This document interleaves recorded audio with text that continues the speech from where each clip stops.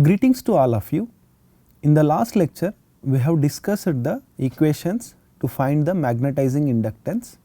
In this lecture, we will discuss the leakage inductances, how to calculate the leakage inductances and other inductance values. If we will see, the torque production in an electrical machines involves the interaction of two fluxes or two currents. This is the one we have discussed in the initial lectures.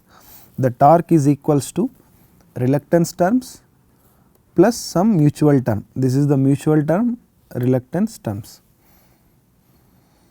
So, the interaction of these two fluxes will result the torque, right. So, the stator currents and rotor currents depends upon the leakage reactances or leakage inductances.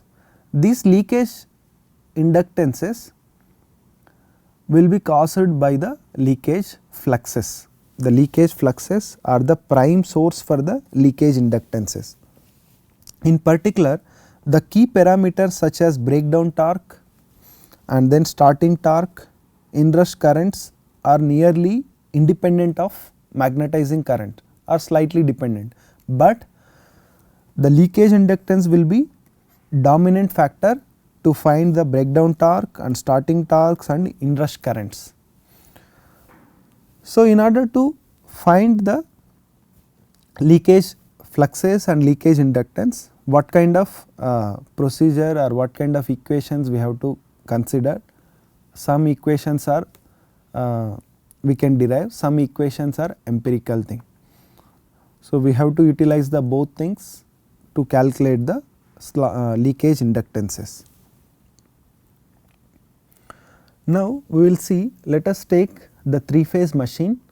It is 3-phase distributed winding and balanced, and it is forming a 4-pole flux lines. We can see in this figure, these are the 4-pole flux lines with respect to the 3-phase symmetrical supply as well as 3-phase symmetrical winding excitation. So, the leakage flux components we can classify into 5 types. One will be useful flux, other will be leakage flux. The useful flux, the flux which is linking with the rotor. We can see here the whatever the flux coming from the stator is linking and flowing through contacting with respect to the rotor, linking with the rotor windings or rotor conductors. The flux which is not linking with the rotor or which is not flowing through the air gap is nothing but the leakage flux. This leakage flux we can classify into 5 types: slot leakage, end winding leakage, and harmonic or belt leakage flux, zigzag leakage flux and skew leakage flux. These are the 5 different components of the leakage flux. After knowing all these leakage fluxes, we will calculate the effective inductance, that is effective leakage inductance. First we will discuss the slot leakage flux. If we will see here right side images, we are placing one conductor here, depends upon the cross or dot current direction, we are seeing some flux lines. Some flux will flow through the teeth and air gap and then links with the rotor, and here this is LG and this is the teeth. Okay. This is the useful flux, the red color one, but the pink color one is the leakage flux with respect to the slot. This flux only link with the stator windings only, and it is flowing through the stator back iron only. We can see in this region only it is flowing, stator back iron. From the image 1 and image 2 we can observe that the flux lines are flowing through the back iron of stator portion.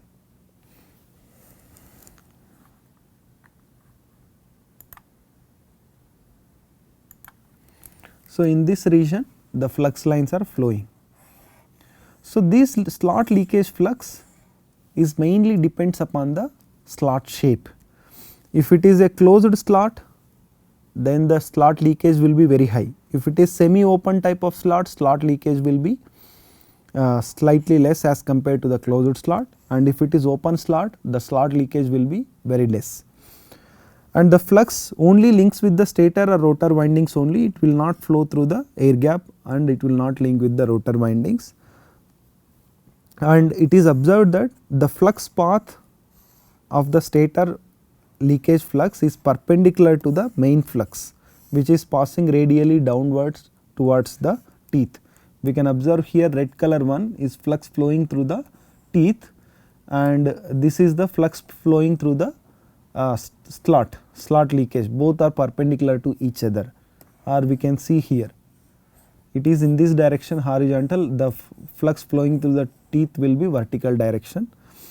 So, if it is noticed that small amount of leakage flux links with the bottom side of the slots, where some flux is linking with the own conductors in a same particular slot. The slot leakage flux is nothing but the flux which is linking or which is flowing through the stator core or near to the stator slots only. It is not linking with the rotor core, or it is not flowing through the air gap. The next thing will be end winding leakage flux. If we will see here, this is the machine, right. So, this is the stator and this is the rotor. Here the winding portion, whatever it may be, the winding portion coming out of the core, this one, this portion is nothing but end winding or overhang. Because of the current flowing through this overhang, there will be some flux. This flux is flowing through the air gap and it is not linking with the iron part, either stator or rotor. Because of this reason, this flux with respect to the end winding, we will call it as a end winding leakage flux. We can see here the overhangs are at this point, the flux is represented with blue color line. So, this side also overhangs we can see, the blue color lines are the leakage flux with respect to the end winding. This end winding leakage flux will be dominant with respect to the number of poles. Okay, how it will be, we will see now. We can see here there will be a 4 poles are there. This is one winding, second, third, fourth. If two pole pairs are there or 2 poles are there only, that means only one coil will be here and one coil will be here. That means coil length is increasing, right. That coil length is nothing but pi d by p. Okay, arc length with respect to one coil. Okay, end winding length, if we will calculate it, arc length, that is pi d by p. If the number of poles we are decreasing, then the total coil length at the end winding side will increase. Okay, that we can see as per the literature. For a 2 pole machine, 55 to 75% of the total leakage inductance will be with respect to the end winding leakage, and 49 to 68% of the total leakage inductance share will be end winding only. Similarly, 43 to 60% for 6 pole, 39 to 52% for 8 poles. So, if we are increasing the number of poles, then the length of the end winding also will come down and the leakage flux with respect to the end winding also will come down. Okay. The complexity of the flux paths associated with this practical type of windings, overhangs and end windings, there will be a complex mathematical models.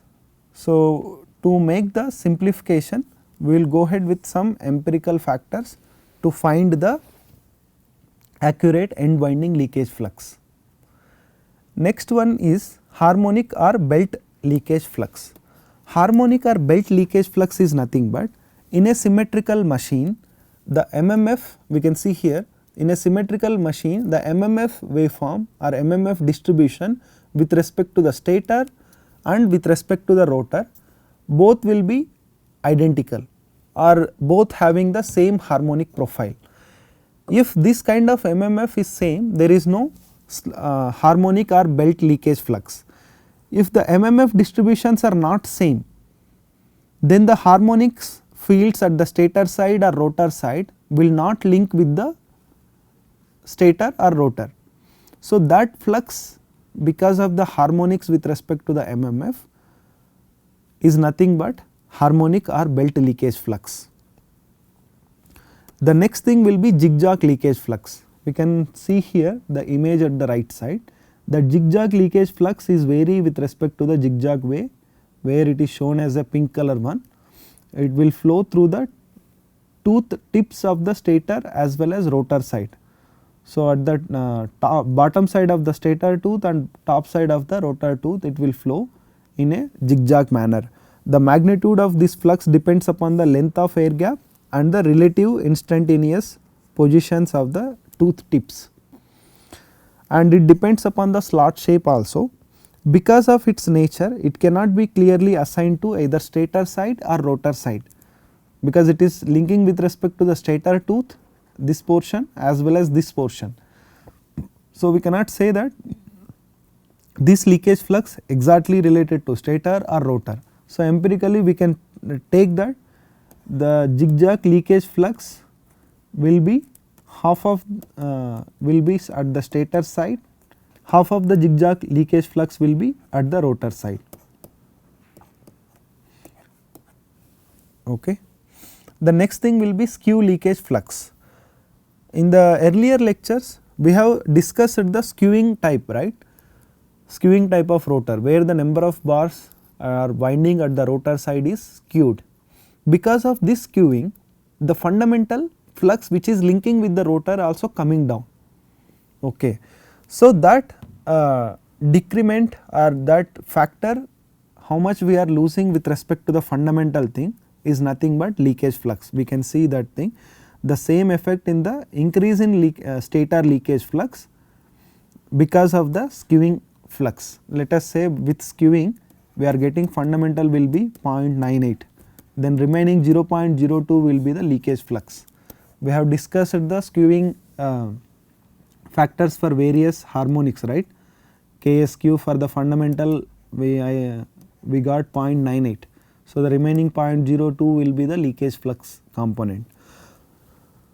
So, in order to find the leakage inductance with respect to the stator, we have to calculate the leakage inductance with respect to the slot, leakage inductance with respect to the end winding, leakage inductance with respect to the belt, leakage inductance with respect to the zigzag flux, and leakage inductance with respect to the skewing analysis or skewing type. Okay, these are the 5 components of the leakage inductances based upon the 5 leakage types of the fluxes. So, by utilizing equation number 55, we will calculate the leakage inductance with respect to the stator. First, we will calculate the slot leakage inductance. Generally, the inductance is nothing but n square by reluctance, right. If we will write the inductance in terms of permeance, that is n square into permeance. Here permeance is nothing but P, yes, I represented here, and number of turns will be Ns. If we have to calculate the slot inductance, slot leakage inductance. So, in single slot how many number of conductors we are keeping, okay, based upon that thing we have to calculate the slot leakage inductance. So, here the number of turns will be Ns square with respect to a single slot, where the number of turns per slot will be Ns and permeance will be Ps, and the empirical gain factor we are adding Le also. Ns square into Le into permeance will give the slot inductance. Okay. Le factor we are multiplying with respect to the n square into permeance as a empirical gain or assumption. If the mission is 3-phased balanced system and winding is designed for QS number of slots, then the leakage inductance associated with one stator phase belt of a 3-phase machine is this one. L phase belt is nothing but slots per pole per phase into single slot, inductance with respect to single slot. So, inductance per phase belt is equals to number of slots per pole per phase into L slot is nothing but n square Le into permeance. So, slots per pole per phase is nothing but Qs by m into number of poles, right. So, if we will substitute this equation in this thing, then we will get the equation number 56, that is inductance, leakage inductance for phase belt. So, in order to calculate the inductance per n number of circuits with respect to the p number of poles, then we have to multiply the poles per circuit with respect to the phase belt, that will give the inductance per circuit. Okay. Number of poles into inductance per phase belt is nothing but leakage inductance per circuit. C is nothing but parallel circuits with respect to the winding. Generally the C equals to 1 for a symmetrical distributed winding. For higher current thing we will make the parallel circuits. Let us say 10 ampere we want to make, each winding is carrying 5 ampere, means we have the 2 coils in parallel, okay, where C is equals to 2. So, if we will represent the leakage slot leakage inductance in terms of total number of phases, total number of turns per phase. So, the total number of turns with respect to all 3 phases will be Ns is equals to 3 into 2 into n phase, and Ns in terms of slots, number of conductors per slot is equals to Ns is equals to total number of slots into conductors per each slot, that is equation this one. So, if we will substitute this Ns value in terms of number of turns per phase, the inductance per phase or leakage inductance with respect to the slot is equals to 36 into n phase square divided by number of phases into slots Qs into Le into permeance, that is equation number 58. Based on this slot leakage inductance thing, if the slot shape is varying, how to calculate the permeance? We can see here some equations, some empirical equations we can see, and some proof is given in this reference with respect to these permeances. Permeance with respect to the circular slot will be this one, mu naught into 0.60623 plus d naught is nothing but height of the slot opening, this one, and b naught is nothing but slot opening. So, depends upon the b naught and d naught value, we can calculate the permeance of a circular slot. Next, if we will consider the semi open type of slot, this kind of slots generally we will utilize it for most of the electrical machines. So, how to calculate the permeance with respect to this type of slots and this type of winding arrangement with respect to the semi open type of slots. Let us consider the slot opening width will be b naught, slot opening width will be b naught, and d1 is the height of the slant portion of the slot, that is this one, and d naught is nothing but slot opening height, and the depth of the slot will be d4 minus d2, or d2 will be the distance between the coil to the top portion of the slot, that is this one. From this point to this point is nothing but d2, up to this level we have placed the coil.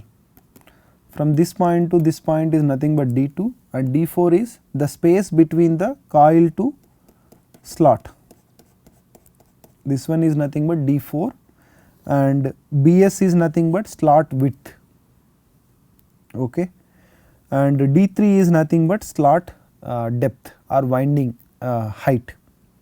From this point to this point is nothing but d3. d3 we can write it as d4 total slot depth minus d4 minus d2 minus d1. If the total slot depth is d, then minus d4 minus d3 d2 minus d1. Based on this thing we can calculate the d3 value. So, the permeance for this kind of slots in terms of different widths of the slots will be like this. So, mu naught into d3 is nothing but winding coil height in a slot, Bs is the slot opening width of the slot, and d2 is nothing but this one, the distance or space between the coil top side of the coil to the slot slot opening type, okay, from this point to this point is nothing but d2, and then 1 by pi minus 2 alpha, alpha is nothing but inclination angle with respect to the slot opening and the point where the square type of portion is starting. So, this angle is nothing but alpha, and then d naught by b naught, d naught is the slot opening height and b naught is the slot opening. This is another equation to find the permeance with respect to the single layer winding. Now, if we will take the double layer winding, one coil at the top side, other coil at the bottom side, and different dimensions with respect to the double layer winding, if we will consider in this manner, the formula to find the permeance for a double layer winding will be like this. Permeance is equals to 1/4 of permeance with respect to the top side coil, that is PET, and permeance with respect to the bottom side coil, and permeance with respect to the mutual flux link or mutual permeance with respect to the top coil and bottom coil is nothing but PTB, and C pitch is nothing but whether it is coil or winding is short pitched or full pitch. So, C pitch is nothing but slots per coil pitch divided by slots per pole pitch, that is pitch factor I can consider, pitch ratio. So, the permeance at the top side of the coil will be this one, and permeance at the bottom side of the coil will be this one. The permeance, mutual permeance PTB or PBT is nothing but this one. Here all these equations based upon some assumptions and some proof with respect to this reference. Okay. So, we have to consider these values like D3, D2, D1 and other values B0 and D0 depends upon the slot shape.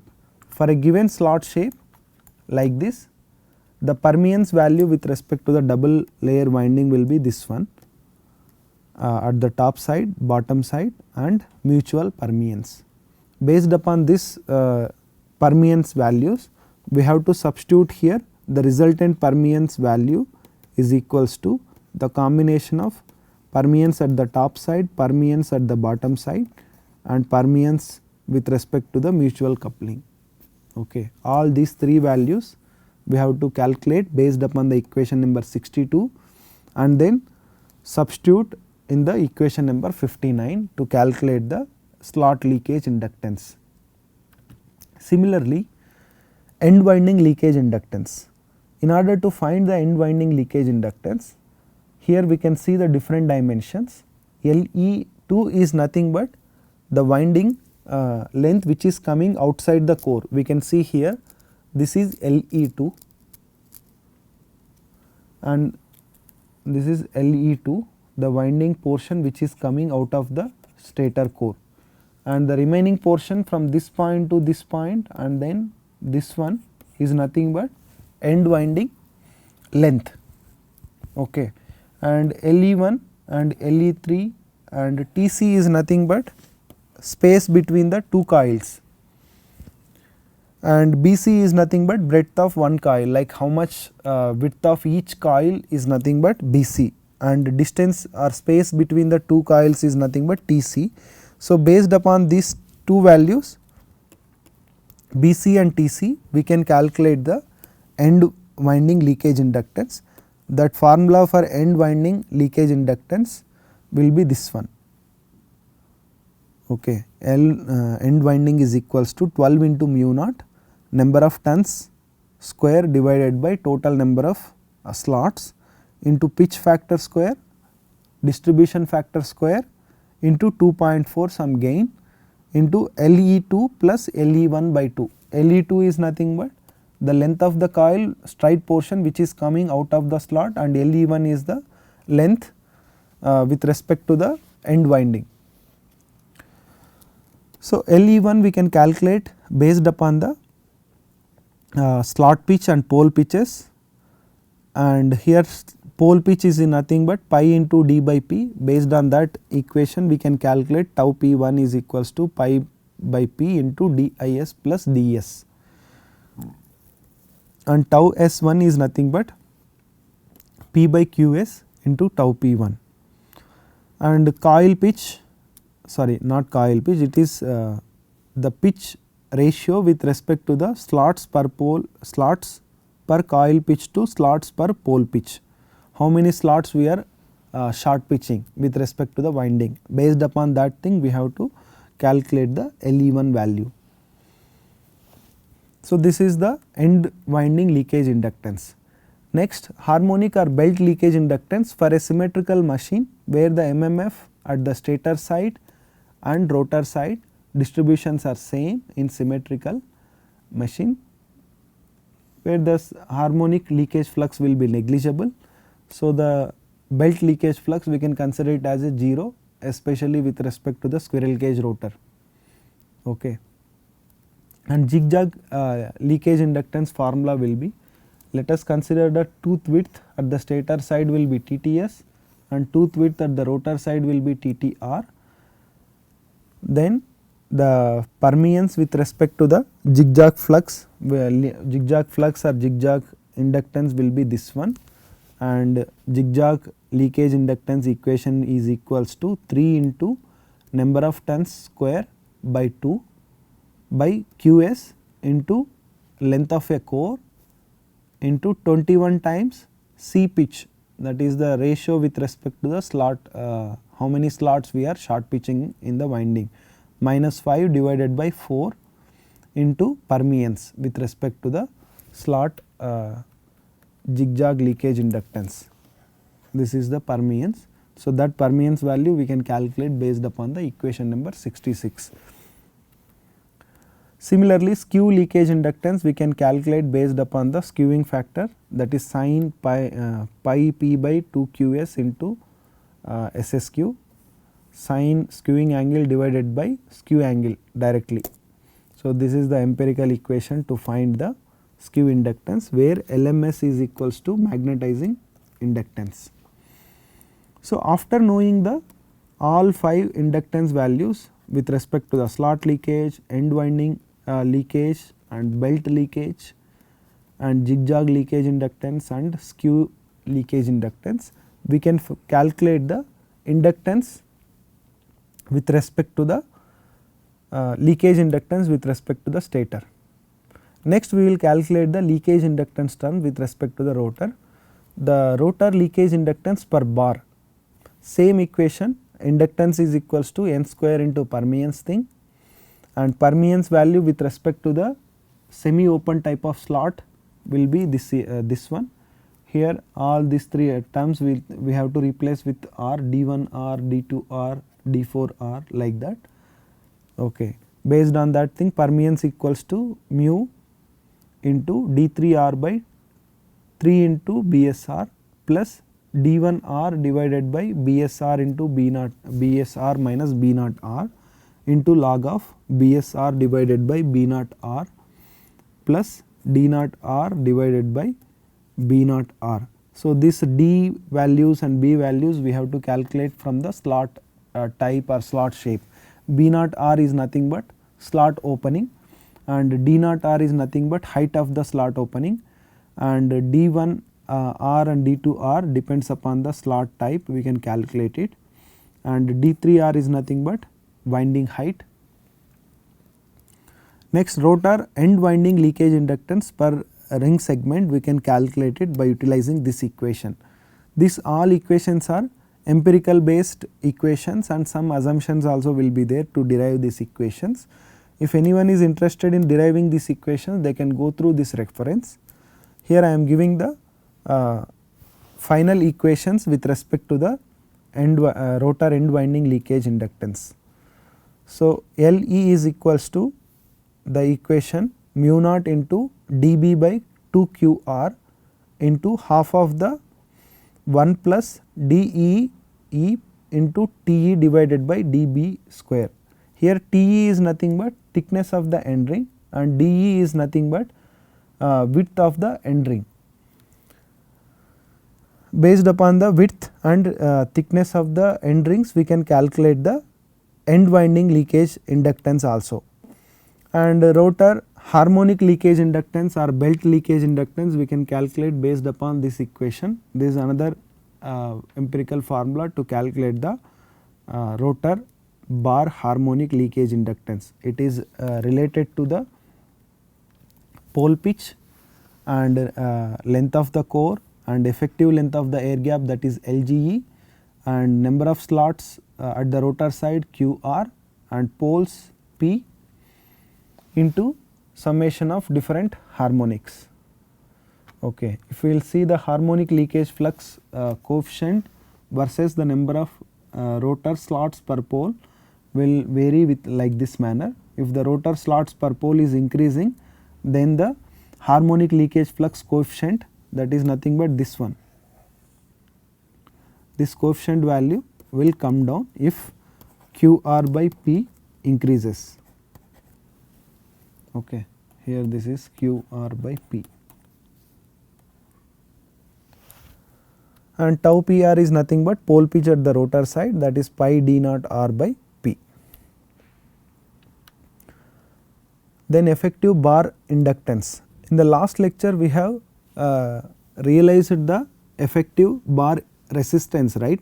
Same way we can realize the effective bar inductance value, that is effective bar inductance is equals to inductance of the bar plus inductance of the end winding divided by 2 sin square rotor slot angle. The effective leakage inductance per rotor mesh is nothing but LLR, effective leakage inductance, is equals to 2 times the effective bar inductance plus 2 times the harmonic bar inductance. So, if we will substitute the LBE value and L harmonic value, inductance of the bar with respect to the harmonics will be like this. These two equations we have to substitute, and here LB is equals to inductance of a bar based upon the permeances we can calculate it, and inductance with respect to the end winding will be these equations. All these 3 equations we have discussed just now. Substitute everything in the effective inductance per phase, then effective leakage inductance per rotor mesh we can calculate based upon this equation number 73. So, with this I am concluding this lecture. In this lecture we have discussed the equations to find the leakage inductances. Even though I have not derived the equations, these equations are realized based upon some empirical based approach and some assumptions. So, these are the final equations to calculate the leakage inductances of a induction machine. Thank you.